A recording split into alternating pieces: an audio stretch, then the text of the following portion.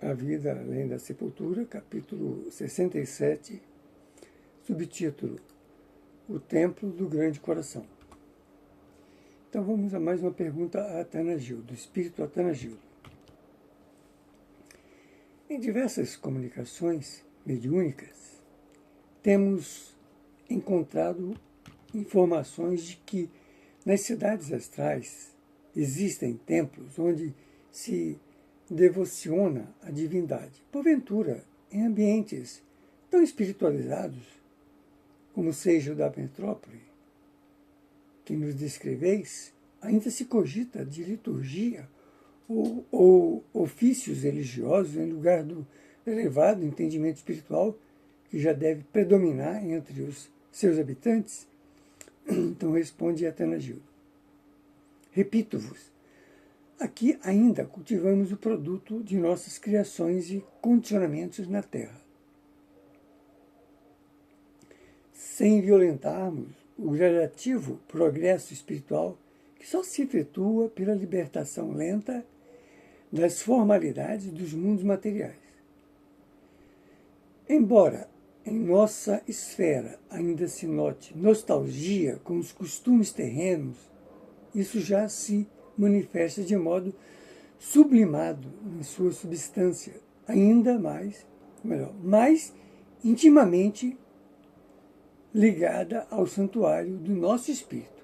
Na realidade, o nosso cenário, se o compararmos com o da Terra, mostra em sua harmonia exterior o exato equivalente de nossa aprimorada vontade interior. O nosso ambiente astral resulta exatamente de nossa maior capacidade espiritual.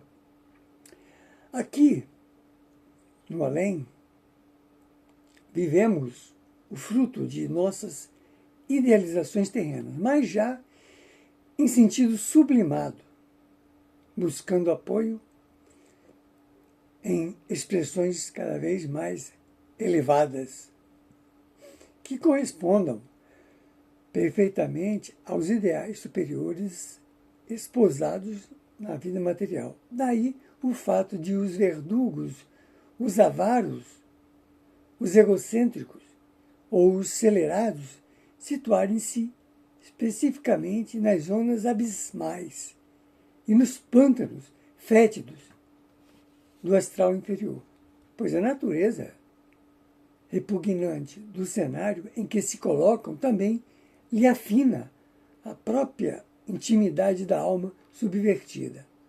Enquanto isso, acontece outros espíritos mais evoluídos, ao se despirem do seu invólucro carnal, alçam voo às esferas luminosas à procura de luz, que lhes significa o alimento apropriado à sua natureza angélica. Não vos deve ser estranha, portanto, a existência desses templos, que são verdadeiros oásis de luz, ou luzes, e bênçãos nas regiões do astral, renovado pelos pensamentos superiores.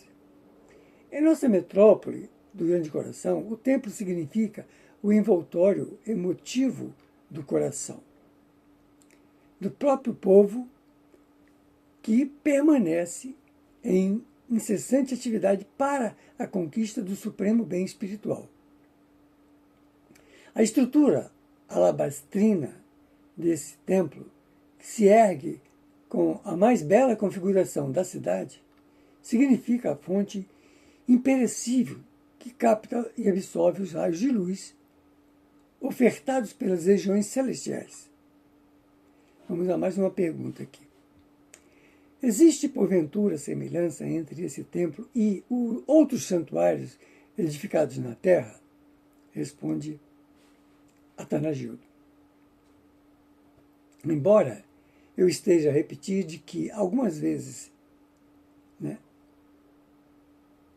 já tenho dito, é no lado de cá que realmente se planejam as formas, as edificações e demais atividades no mundo terreno, sempre em perfeita concordância com os espíritos superiores, que operam no limiar do plano mental e da substância astral.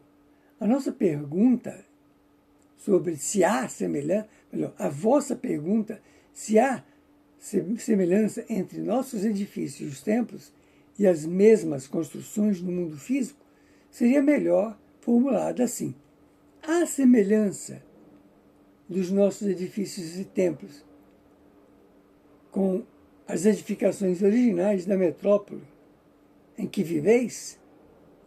Essa deveria ser a pergunta, né?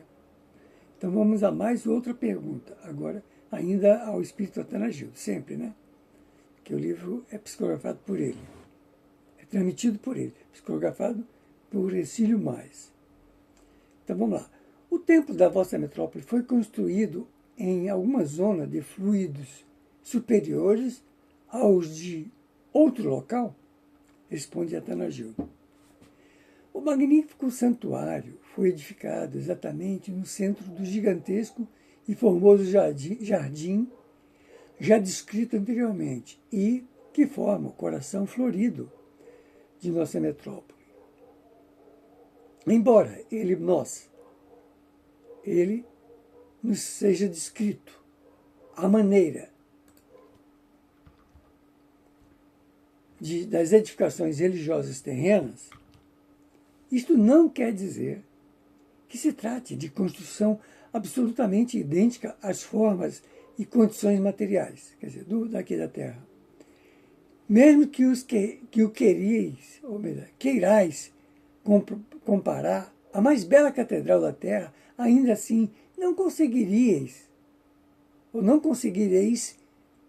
formar a mais pálida ideia de sua munificente beleza sublimada, ou sublimidade. Trata-se de formoso edifício recortado na substância de nossa esfera que lembra indescritível trabalho de ourivesaria, talhada em cristal puríssimo e luminoso, incrustado de filigranas e endilhados que formam admiráveis relevos no interior de suas paredes alabastrinas. Durante a noite, quando o céu se inunda de suave luz eterizada, o santuário fulge como se fora esculturado na terna claridade da lua ou do luar. Nenhum conto de fadas poderia vos oferecer espetáculo de maior fascínio e beleza na sua prodigiosa tonalidade prateada, que depois se esvanece num halo de suave colorido luminoso.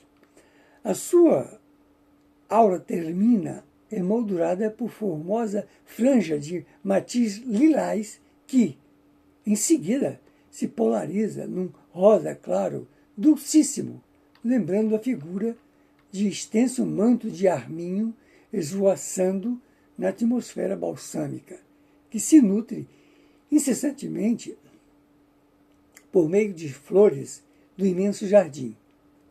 De dia, o santuário é preciosa joia de alabastro, encimada pelas 7 torres que, à luz solar, resplandecem sob reflexos azul e rosa, adornados pelos reverberos de amarelo dourado e de um topázio fascinante.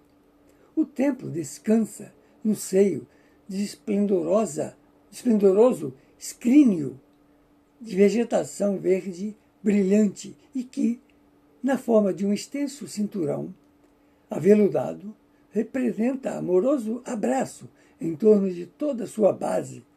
Trata-se de relva odorífera, semeada de buquês de flores azulíneas, com matizes prateados, que se constituem em delicados grupos entremeados de cordões de florinhas, parecidas aos frutos maduros da amoreira, e que as enlaçam amorosamente como se fossem rubis faiscando a luz do sol. E aqui ficamos no capítulo 67 do livro A Vida Além da Sepultura.